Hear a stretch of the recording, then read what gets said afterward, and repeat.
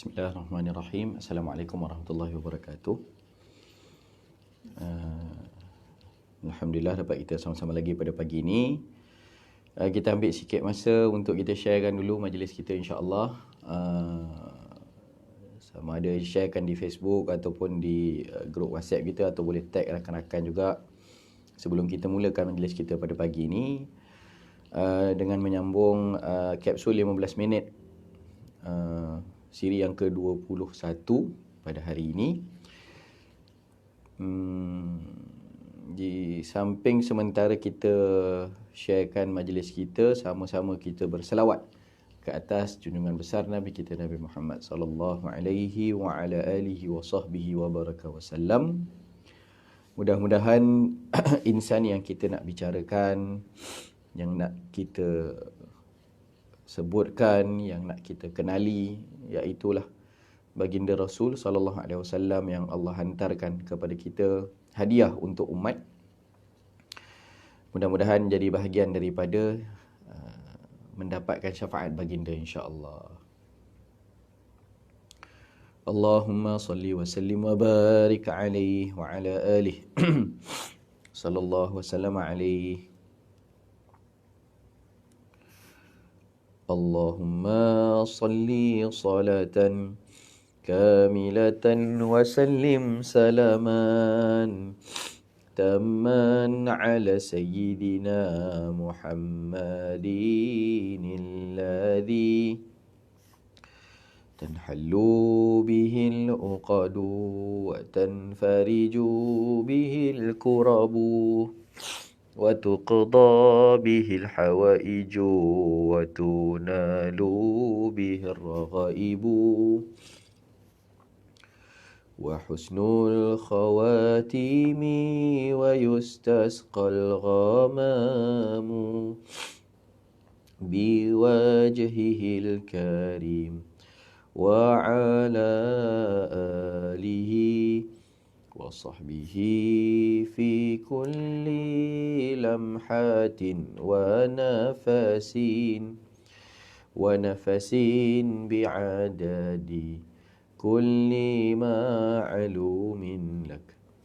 اللهم صل صلاة كاملة وسلم سلاما تاما على سيدنا محمدين الذي تنحل به العقد وتنفرج به الكرب وتقضى به الحوائج وتنال به الرغائب وحسن الخواتيم ويستسقى الغمام بوجهه الكريم وعلى آله وصحبه في كل لمحات ونفس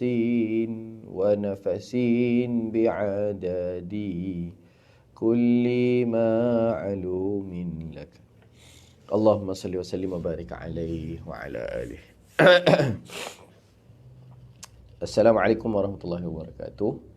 Bismillahirrahmanirrahim. Alhamdulillahirabbil alamin. Wassalatu wassalamu ala asyrafil anbiya'i wal mursalin sayyidina Muhammadin wa ala alihi wa sahbihi ajma'in. Rabbana zidna ilman warzuqna fahman birahmatika ya arhamar rahimin. Allahumma faqihna fid din wa 'allimna at-ta'wil wahdina ila siratikal mustaqim. Amma ba'd.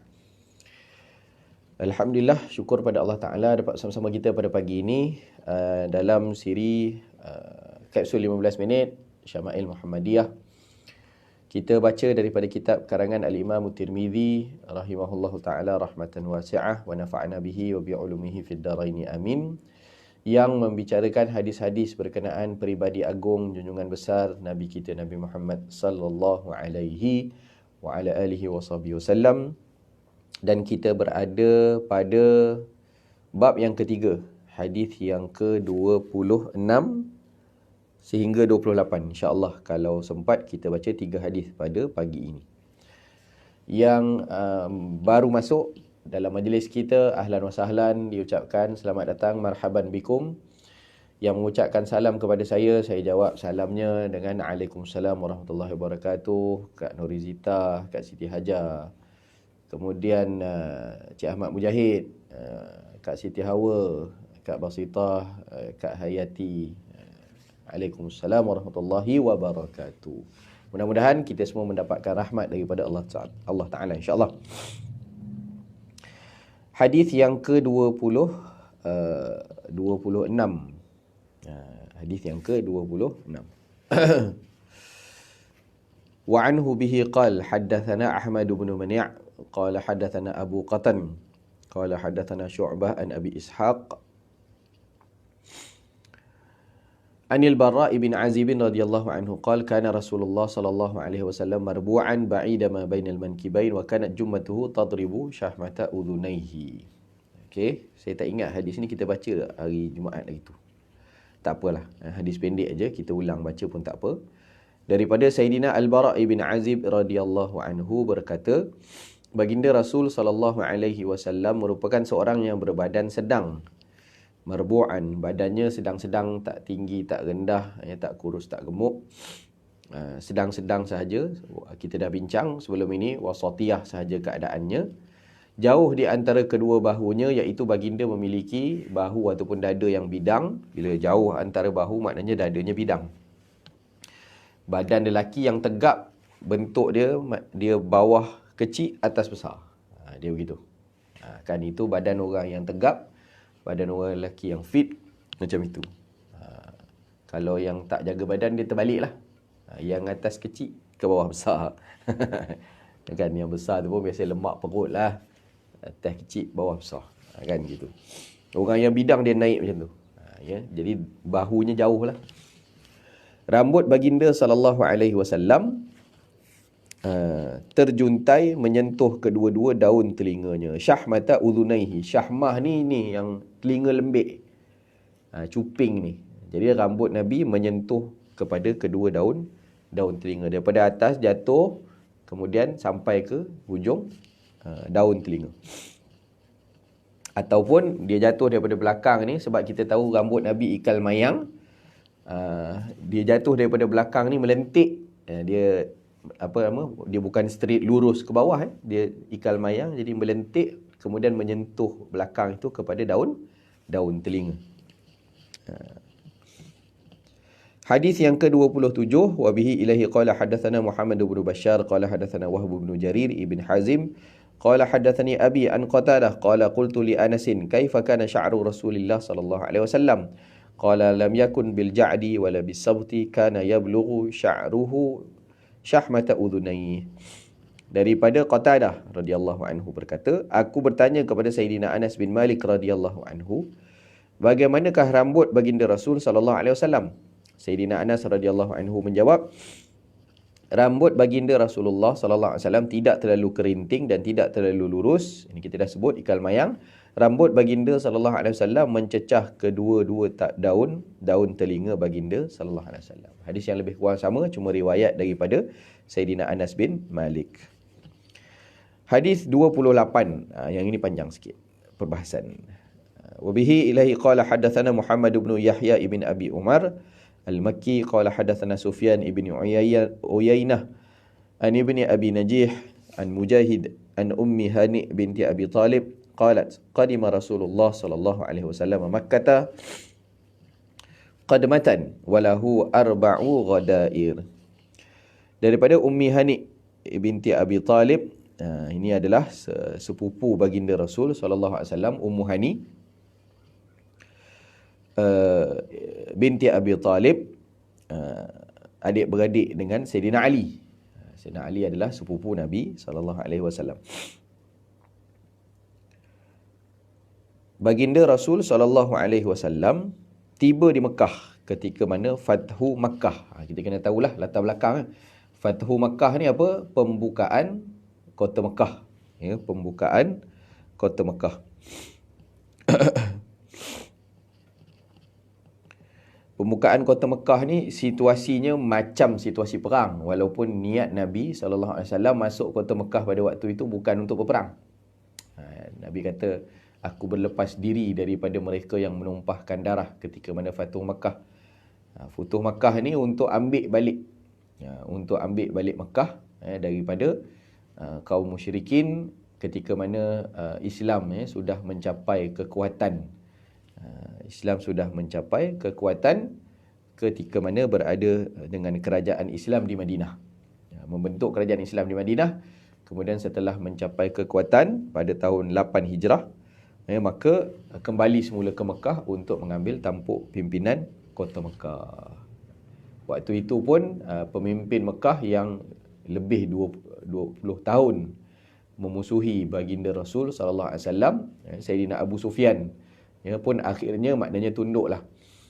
Kata para ulama apabila membahaskan sirah, antara sebab lambat atau cepatnya, lambatlah biasanya lambatnya sahabat mereka untuk menerima Islam adalah kerana keegoan lah, kerana kebangsawanan mereka. Jadi apabila bangsa, ta'assub, jawatan itu melebihi daripada tunduknya kita kepada agama, maka susahlah. Sayyidina Abu Sufyan pemimpin Mekah. Jadi ketika mana, bukan dia tak boleh terima tentang konsep ketuhanan yang dibawa oleh Islam, tidak. Tapi itu mudah untuk diterima. Tapi yang sukar untuk diterima adalah turunnya daripada jawatan.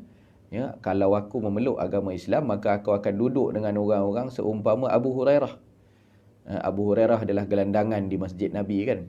Keliling Nabi, banyak keliling Nabi, sahabat-sahabat Nabi adalah daripada kalangan masakin, orang-orang miskin. Jadi bagaimana orang yang bangsawan, dia kata kalau aku ikut Nabi sama macam Abu Hurairah ikut Nabi. Jadi follower. Tapi aku ni nak kena duduk setaraf dengan orang-orang miskin yang macam ni. Maka kerana keegoan itu lambat dia menerima Islam. Ada yang tak terima terus.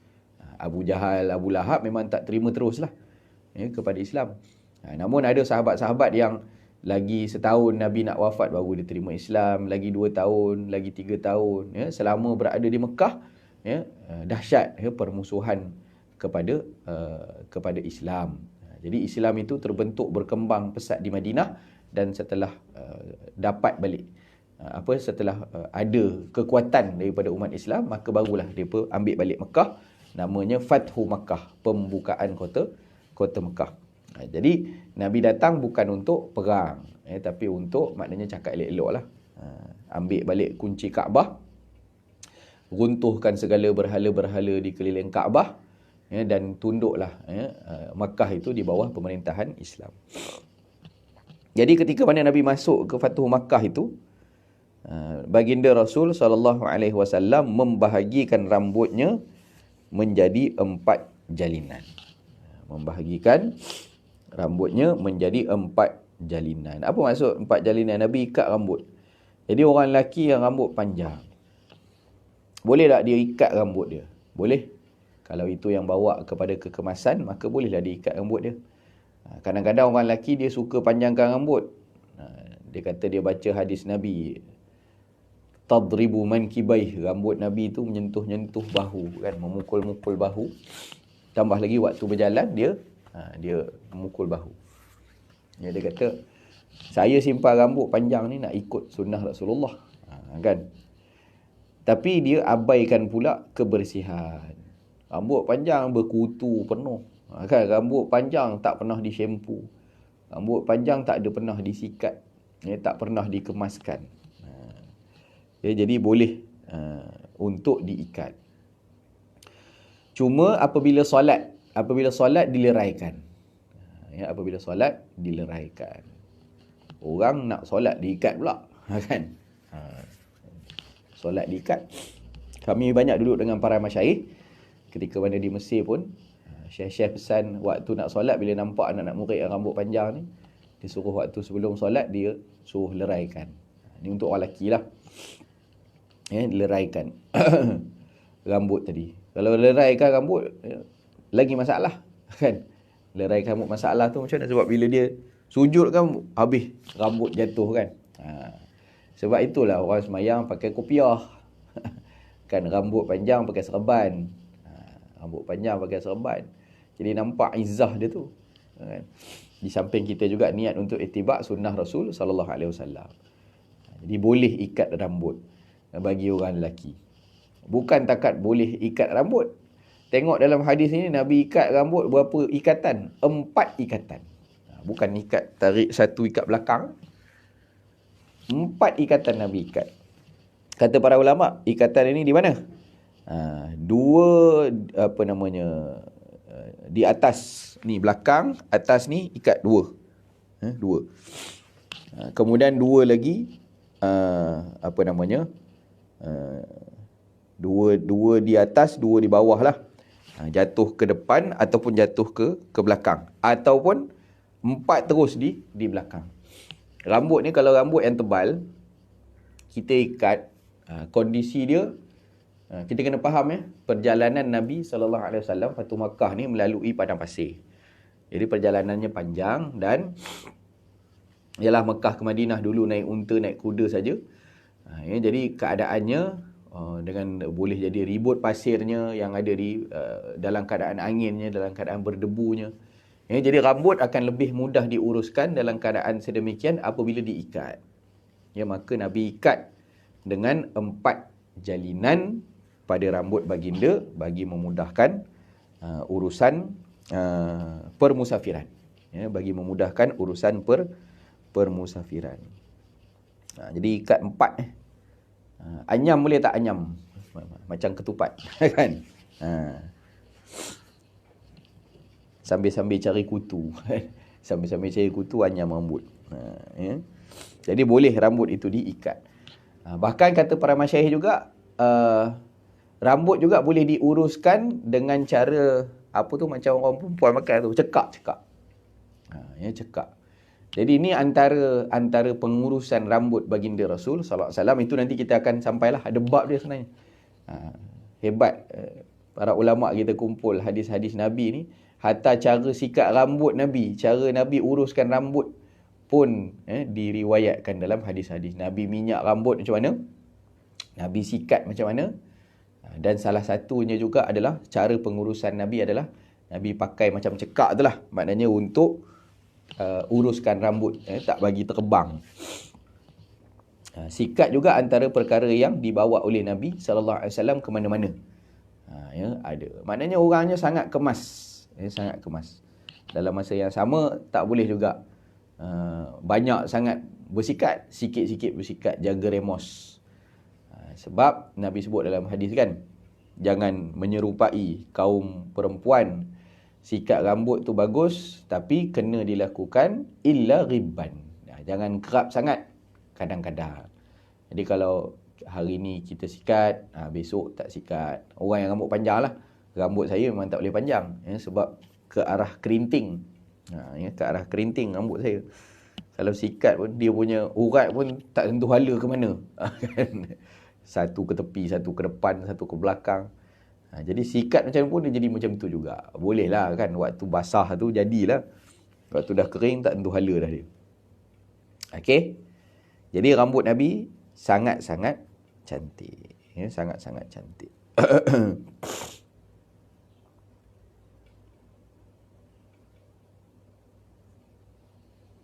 Okey. Selesai Selesai 15 minit. InsyaAllah nanti kita sambung hadis yang ke-29.